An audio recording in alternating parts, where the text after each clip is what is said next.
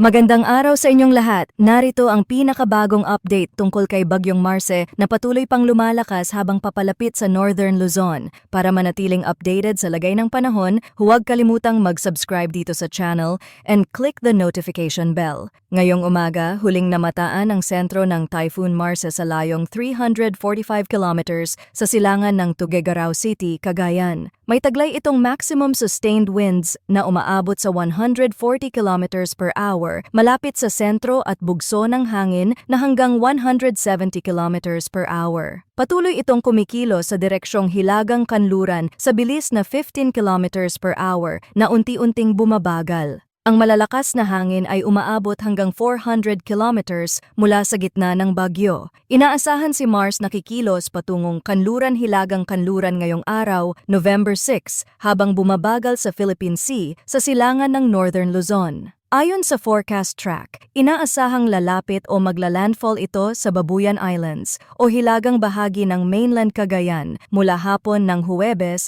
hanggang madaling araw ng Biyernes, November 8. Posible rin itong lumabas ng Philippine Area of Responsibility pagsapit ng Biyernes ng gabi. Patuloy pa rin ang pag-intensify ni Mars at maaaring marating ang peak intensity nito bago ang inaasahang landfall sa Babuyan Islands o Cagayan. Dahil dito, itinaas na ang Tropical Cyclone Wind Signal number 2 sa silangang bahagi ng Babuyan Islands at hilagang silangang bahagi ng mainland Cagayan. Ang mga lugar na ito ay inaasahang makakaranas ng malalakas na hangin sa loob ng 24 hours na may bilis mula 62 to 88 kilometers per hour na posibleng magdulot ng minimal hanggang bahagyang banta sa buhay at ari-arian. Sa ilalim ng Signal number 1 naman ang mga sumusunod na lugar: Batanes, natitirang bahagi ng Cagayan kasama ang Babuyan Islands, Ilocos Norte, Ilocos Sur, Apayao, Abra, Kalinga, Mountain Province, Ifugao,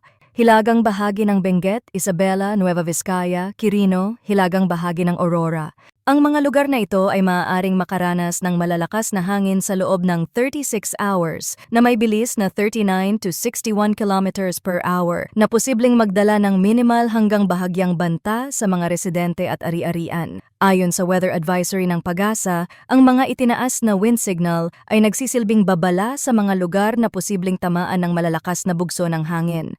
Partikular na apektado ang mga coastal at upland areas na nakaharap sa direksyon ng hangin. Ngayong araw, posibleng maka-experience ng malalakas na hangin ang mga rehiyon ng Ilocos, Quezon, Camarines Norte, Camarines Sur at Catanduanes. Sa Huwebes, November 7, inaasahang mararanasan din ito sa Ilocos Sur, La Union, Pangasinan, Aurora, Zambales, Quezon at Catanduanes. Sa Biyernes naman, posibleng maranasan ito sa Ilocos Region, Isabela, Aurora at Zambales. Itinaas na rin ang gale warning sa mga baybayin ng Northern Luzon at silangang baybayin ng Central Luzon. Delikado ang paglalayag sa mga baybaying ito, particular sa hilagang silangang baybayin ng mainland Cagayan at silangang bahagi ng Babuyan Islands kung saan ang alon ay maaaring umabot hanggang 8 meters. Hilagang baybayin ng Ilocos Norte at hilagang baybayin ng Isabela na maaring tumaas ang alon hanggang 6 meters. Natitirang baybayin ng Ilocos Region at hilagang baybayin ng Aurora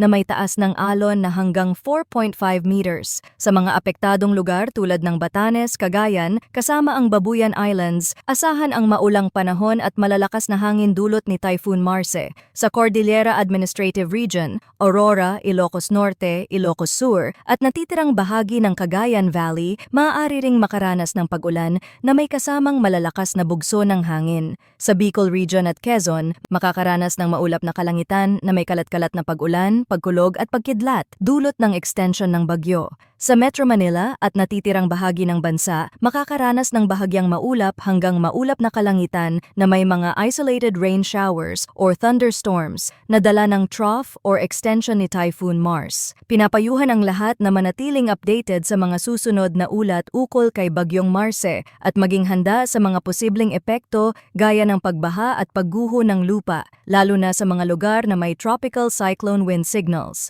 Ang panahon ay mabilis magbago, kaya't manatiling nakaantabay sa mga pinakabagong balita mula sa channel na ito. Salamat sa inyong pagtutok at manatiling ligtas, stay safe, mga kababayan.